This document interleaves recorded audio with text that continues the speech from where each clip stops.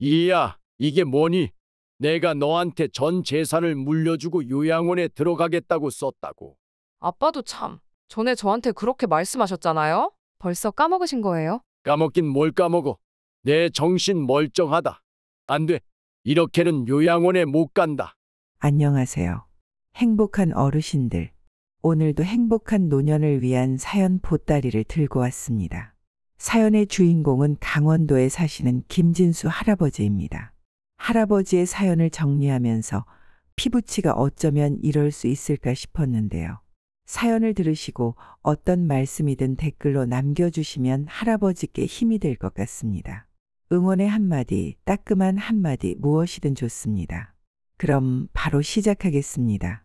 안녕하세요. 저는 올해 83살 되는 김진수라고 합니다. 이런 곳에 제 사연을 보낼 줄은 꿈에도 몰랐습니다. 솔직히 말해서 정말 쥐구멍에라도 들어가고 싶은 심정입니다. 자식 놈에게 이런 꼴을 당할 줄은 정말 몰랐으니까요. 하지만 유튜브를 통해 저와 비슷한 일을 겪은 분들이 많다는 걸 알게 되어 저도 힘을 내었습니다. 저는 평생을 열심히 살아온 당당한 가장입니다. 그래요, 물론 가정에는 조금 소홀했습니다. 하지만 그건 저를 위해서가 아니었습니다. 저는 집안 식구들을 먹여 살리기 위해 최선을 다했으니까요. 매일 아침 저녁 주말도 없이 나가서 뱃일을 했습니다. 죽을 고비도 몇 번 넘겼죠. 그물에 걸려서 바다에 빠진 적도 있습니다. 이런 삶을 살면서도 제가 버틸 수 있었던 이유는 하나뿐인 딸인 지혜 때문이었습니다. 지혜는 집사람으로부터 얻은 유일한 딸입니다. 집사람은 참하고 정말 착한 여자였죠. 하지만 결혼할 때부터 몸이 아팠습니다. 그럼에도 저를 도와 집안을 성심성의껏 돌보았습니다. 여전히 집사람에게는 고마운 마음뿐입니다. 그렇기에 저보다 일찍 세상을 떠난 집사람에게는 미안한 마음이 있습니다. 사람 일이 참 모르겠더군요. 늘 잔병이 많은 사람이었지만 그렇게 하루아침에 저와 지혜 곁을 떠날지는 몰랐으니까요. 집사람이 간 뒤에 저는 더욱 일에 매진했습니다. 정말 말 그대로 밤낮으로 일했죠. 좋아하던 술도 혹여나 사고나 날까 줄였습니다. 잘못해서 지혜를 천의 고아로 만들까봐 정말 무서웠거든요. 그렇게 밤낮 없이 일했습니다. 힘들었지만 보람찼습니다. 적어도 제 자식이 밥 굶을 일은 없었으니까요. 혼자 있던 지혜는 할머니 손에 맡겼습니다. 사달라는 것은 다 사주었습니다. 대학교에 들어가서도 마찬가지였죠. 직장에 들어갈 때 필요하다는 학원이나 용돈까지 모두 챙겨주었습니다. 결혼할 때도요. 사위 될 사람이라고 데려온 사람이 그리 마음에 들지는 않았지만 어쩌겠습니까? 엄마 없이 자란 불쌍한 우리 딸의 앞을 막고 싶지 않았습니다. 지혜 결혼식에서 저는 정말 펑펑 울었답니다. 우리 예쁜 딸을 결혼까지 잘 시켰으니 먼저 하늘에 간 집사람 볼낯이 있다는 생각이 들었죠. 그런데 불행은 갑작스럽게 찾아왔습니다. 종합 검진을 받았습니다. 인지 능력 검사를 하는데 의사가 심각한 표정을 짓더군요. 제게 치매 의심이 된다고 말했습니다. 몇 가지 검사를 추가로 받았습니다. 초기 치매 진단을 받았습니다. 제가 치매라니요. 충격적이었습니다. 지혜에게는 차마 말을 할 수 없었습니다. 미안하기도 했거니와 요양원에는 절대 들어가고 싶지 않았거든요. 그런데 소식을 어떻게 들은 건지 지혜가 찾아왔습니다. 지혜는 울먹이는 표정으로 제게 말했습니다. 아빠, 왜 진작에 말 안 하신 거예요? 의사가 치매라고 했다면서요. 의사가 약을 먹으면 괜찮아질 거라고 했다며 안심시키려 했지만 지혜는 마음을 놓지 못했습니다. 그래도 제가 아프다는 이유로 울먹이는 딸을 보니 자식 하나는 잘 키웠다는 생각이 들었습니다. 하지만 그건 제 착각이었습니다. 지혜는 정말 순식간에 돌변했습니다. 며칠 뒤에 지혜가 오랜만에 가족끼리 외식을 하자고 했습니다. 사위까지 함께요.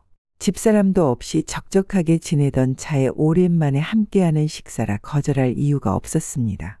지혜가 데려간 곳은 고급 한정식집이었습니다. 맛있는 음식을 먹으며 그래도 딸 자식 하나는 잘 두었다고 칭찬했습니다. 그런데 그 순간 사위 녀석이 인상을 싹 바꾸며 말을 했습니다.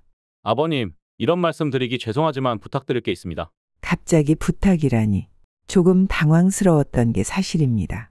지혜가 그런 사위 녀석의 옆구리를 찌르며 말리더군요. 왜 이렇게 급하냐면서요. 분위기가 심상치 않았습니다. 내가 알아야 할 문제라도 있는 거냐고 물어보았습니다. 지혜가 잠시 주저하더니 입을 열었습니다. 아빠, 정말 죄송하긴 한데요. 저랑 남편이랑 최근에 결정한 게 있어요. 결정이라. 대체 어떤 결정을 내렸기에 제게 이렇게 하는 걸까요? 궁금증이 들었습니다. 지혜에게 어서 말해보라고 채근했습니다. 그러자 지혜가 결심을 굳힌 듯 말했습니다. 저 임신했어요. 지혜의 말에 저는 눈이 환하게 트였습니다. 임신이라고? 그게 정말이니? 믿기지 않는 말에 연신 되물었습니다. 지혜는 그렇다며 연신 고개를 끄덕였습니다. 믿기지 않았습니다. 이제 제게 손주가 생긴다는 의미였으니까요. 날아갈 것만 같은 기분이었습니다. 그런데 이어서 들여오는 말은 하늘 높이 떠있던 저를 나락에 빠뜨렸습니다. 그래서 정말 죄송하지만 아빠가 요양원에 들어가 주셨으면 해요. 들고 있던 젓가락을 떨어뜨렸습니다. 주위에 있던 식당 직원들이 서둘러 달려와 괜찮으시냐고 물었지만 웅얼대는 소리로만 들렸습니다.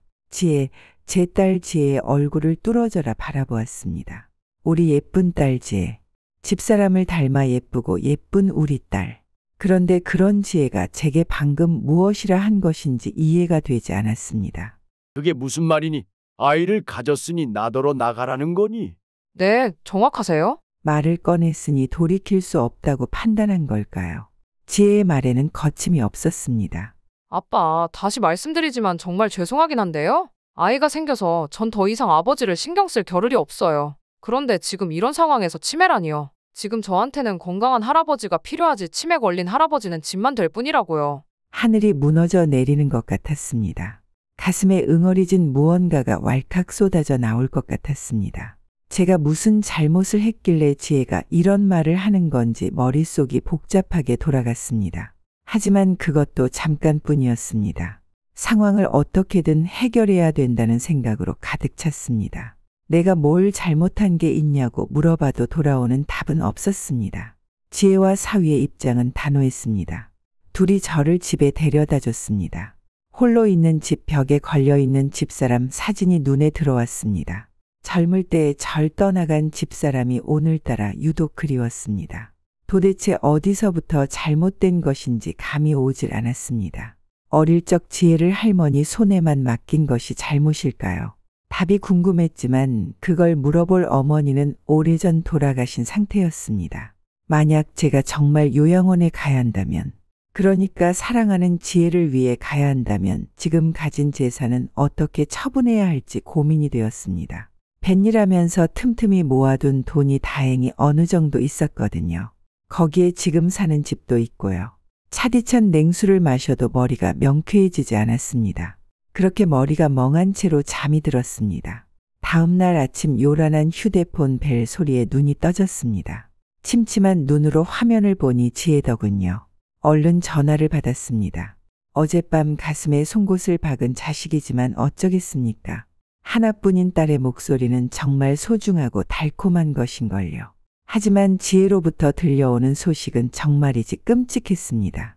아빠, 저랑 같이 요양원에 가요. 요양원이란 말에 벌컥 화가 치밀었습니다. 고함 한번 쳐본 적 없는 딸아이였지만 자기 부모에게 이런 식이라니요. 그러나 이번에 지혜는 저에게 달콤한 사탕을 내밀었습니다. 너무 서운해하지 마세요. 저도 아빠한테 어제 말씀드린 게 신경 쓰여서 밤잠도 못 잔걸요. 그래서 나름 도와드리려는 거예요. 실버타운은 못 보내드려도 아빠가 들어가실 요양원만큼은 직접 선택하시라고요. 끝나고 오랜만에 부녀끼리 데이트도 하고요. 지혜의 말은 결국 제가 들어갈 곳을 직접 고르라는 것이었습니다. 묘자리가 아무리 좋아봐야 뭐 하겠습니까? 결국 묘자리죠. 정말 싫었습니다. 하지만 지혜가 덧붙인 오랜만에 부녀끼리 시간을 가지자는 말은 거부할 수 없었습니다.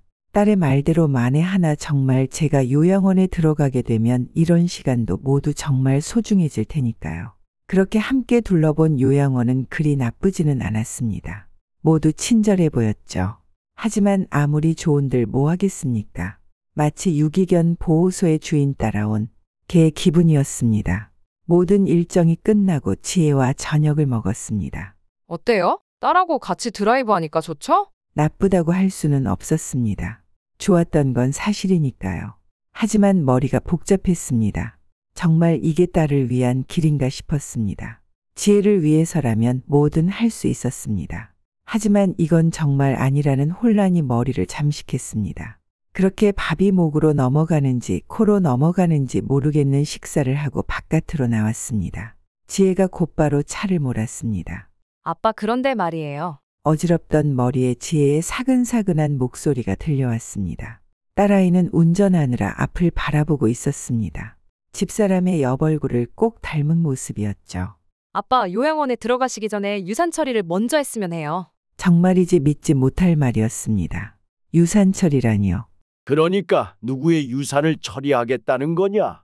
제 물음에 지혜는 당연한 것 아니냐는 듯 어깨를 으쓱였습니다. 누구 유산이긴요. 당연히 아빠 유산이죠. 요양원에 들어가셨다가 혹시라도 상태가 더 나빠지실까봐 걱정돼서 드리는 말씀이에요. 하나뿐인 이 예쁜 딸마저 못 알아보시면 큰일이잖아요? 조금 전까지는 푸르던 하늘이 다시 노랗게 물드는 것 같았습니다. 그러니까 지혜는 지금 벌써 제가 죽은 다음 일을 생각하고 있는 거였습니다. 아니, 그냥 생각하는 것도 모자라 계획을 하고 있었죠. 이미 하나뿐인 아비에 대한 사랑은 온데간데 없어 보였습니다. 저는 힘겹게 입을 열었습니다. 그게 정말 나를 생각해서 하는 말이니? 지혜는 그렇다며 고개를 끄덕였습니다.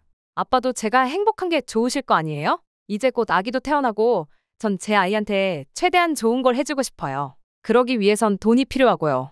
그렇다면 나는 이라는 말이 목구멍까지 차올랐습니다. 어떻게 하나뿐인 가족의 일이도 비정할 수가 있을까요? 저도 말을 고르고 고르다가 겨우 소리를 내었습니다. 혹시 내가 너한테 뭘 잘못한 거냐, 지혜야? 그러지 않고서야 왜 이렇게 날 곧 죽을 사람 취급하는 거니? 제 말을 들은 지혜는 잠시 눈을 끔뻑였습니다. 뭐하러 그런 소리를 하냐는 듯한 눈치였습니다. 섭섭하게 말씀을 왜 그렇게 하세요? 전 그냥 아빠 없는 세상을 어떻게든 잘 살아보려는 것뿐이에요. 힘들긴 하겠지만 아빠가 절 도와주시면 더 좋잖아요. 네, 지혜의 마음속에서 전 이미 죽은 사람이나 다름없었던 겁니다. 그러니까 오늘 하루 종일 지혜는 산송장과 요양원에 가고 데이트를 한 거였죠. 하늘이 무너져 내리는 것 같았습니다. 하나뿐인 자식이 저를 이렇게 취급하다니요. 저는 지혜를 진심으로 사랑했습니다. 하나뿐인 딸이니 당연했습니다. 요양원에 가는 건 죽는 것보다 싫었지만 이 또한 자식을 위한 부모 노릇이라고 생각하려 했습니다. 하지만 이제 보니 아니었습니다. 자식이 절 사랑하지 않는데 부모 취급조차 하지 않는데 제가 왜 사랑해야 한단 말입니까? 아니, 사랑하지 않는 걸 넘어 전 지금 사람 대우를 받지 못하는 거였습니다. 지혜에게 전 이미 죽은 존재였으니까요. 자, 세우거라. 지혜는 무슨 소리냐며 무시하려 했습니다. 하지만 전 단호하게 다시 말했습니다. 자, 세워. 제가 고함을 지르자 지혜는 깜짝 놀라 그제야 심각성을 파악한 것 같았습니다. 뒤도 돌아보지 않고 바로 차에서 나왔습니다. 집까지 어떻게 찾아가야 할지도 막막한 모르는 동네였습니다. 지나가는 택시 하나를 닥치는 대로 붙잡았습니다. 지혜가 뒤따라왔습니다. 그래도 역시 자식이라 절 걱정하는 건가 싶었습니다. 아빠, 창피하게 왜 이러는 거예요? 제 말에 서운하셔서 그래요? 저에 대한 걱정이 아니었습니다. 지혜는 뼛속까지 자기 생각뿐이었습니다. 전 택시 기사님에게 곧바로 집 주소를 불렀습니다. 유리창 너머로 지혜가 소리치는 게 들렸지만 무시했습니다. 저는 방금 막자식 하나를 버렸으니까요. 그 뒤로 지혜로부터 정말 많은 연락이 왔습니다. 때로는 사위까지 동원해서 오더군요. 하지만 집을 찾아와도 전화를 아무리 걸어도 전 모두 무시했습니다. 흔히들 주변에서 말씀하십니다. 자식을 잃는 고통은 그 무엇에도 비할 수 없다고. 지금 제가 그런 심정입니다. 전 아직 살아있는 자식을 눈앞에서 잃고 말았습니다. 여전히 지혜는 살아있고 제게 전화도 걸지만 전 녀석과 대화를 나눌 수 없습니다. 왜냐하면 지혜가 절 죽이려 들기 때문입니다. 재산을 하나 둘씩 처분했습니다. 저금해 놓은 돈으로는 실버타운 입주를 얼마 전 신청해 놓았습니다. 재산을 모두 정리하는 대로 곧바로 들어갈 수 있도록 말입니다. 강원도 공기 좋은 곳에 자리 잡은 타운입니다. 털어놓고 말씀드리자면 전 실버타운에 들어가고 싶지 않습니다. 요양원보다는 낫지만 결국 죽으러 가는 기분이 들기 때문입니다. 하지만 말입니다. 지금 바깥에 있으면 매일같이 집에 찾아오는 지혜를 봐야 합니다. 저에게는 그게 더 힘이 듭니다. 지혜가 저에게 하는 말들은 정말 다양합니다.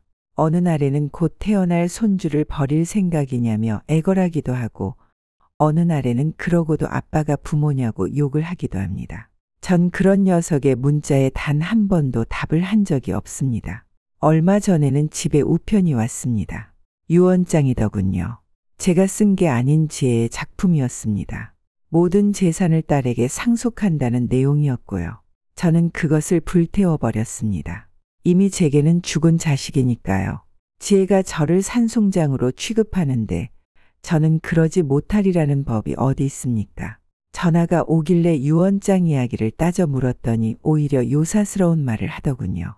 아버지가 남기고 간 유언장 아니냐며 말이죠. 섬뜩한 마음에 얼른 전화를 끊어버렸습니다. 그게 딸과 마지막 통화입니다. 실버타운에 가져갈 짐을 준비하라는 연락을 최근에 받았습니다. 하지만 제게 가져갈 짐이라고는 하나뿐입니다. 집사람의 고운 모습이 담긴 액자이죠. 잔잔히 웃고 있는 집사람의 사진을 보다 보면 왈칵 눈물이 납니다. 자식 교육을 잘못 시켜 이 모든 일이 벌어진 것 같아서 말이죠. 저는 지혜와 대화를 하는 것이 두렵습니다. 이미 저를 직접 데려다 요양원에 넘기려고 했던 아이입니다. 이제 다시 사위와 딸을 만나면 어떤 꼴을 당하게 될까 정말로 두렵습니다. 사람의 인생이라는 게 정말 변화무쌍합니다. 젊었을 적에는 배를 타며 바다를 누볐지만 이제는 강원도 산골에 조용히 들어가야 하니 말이죠. 만약 지혜가 제게 정말 죄송하다며 도움을 구했다면 요양원이든 유산이든 다 주었을 겁니다. 하지만 지혜는 제게 마치 돈을 맡겨놓은 빚쟁이처럼 굴었습니다. 저는 생전 온갖 사람을 만나왔지만 지혜처럼 무서운 존재는 처음이었습니다. 그 점이 제게는 너무나 서럽고 한스럽습니다. 여전히 걱정은 많습니다. 제가 죽고 나면 어떻게 될지, 지혜가 저희 장례를 치러주기는 할지 말입니다. 하지만 그때마다 마음을 굳게 먹고자 합니다. 지혜의 차에서 내리던 순간 그때를 기억합니다. 지혜는 저를 버리려 했습니다. 아니, 정확히는 모든 것을 빼앗고 말려서 죽이려 했습니다. 저는 저를 죽이려고 한 사람에게서 벗어난 것뿐입니다. 여전히 모든 것이 꿈처럼 몽롱합니다. 집사람의 모습이 담긴 액자 뒤에는 지혜의 어릴 적 사진이 조그맣게 있습니다. 그걸 매만지며 매일 밤을 눈물로 지새웁니다. 사람의 인생이 어찌 이럴 수가 있는지 하늘이 원망스럽기도 합니다. 이야기는 여기까지입니다. 어떠셨나요? 저는 개인적으로 들으면서 참 가슴이 미어지는 사연이었습니다. 동시에 자신에게서 모든 것을 빼앗고 버리려던 자식에게서 벗어난 김진수 할아버지의 용기가 대단하다고 생각이 되었고요. 김진수 할아버지는 현재 실버타운에 입주해 즐겁게 살고 계신다고 합니다. 원래는 이런 사연을 절대 쓸 생각이 없으셨는데 이야기를 들은 주변에서 용기를 준 덕분에 메일을 보내셨다고 하네요. 도움을 주신 실버타운 이웃들과 직원분들께 감사드립니다.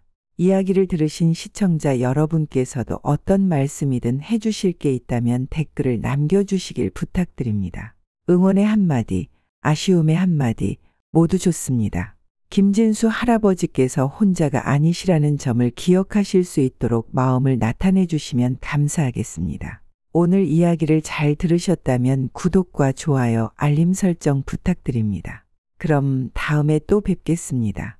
감사합니다.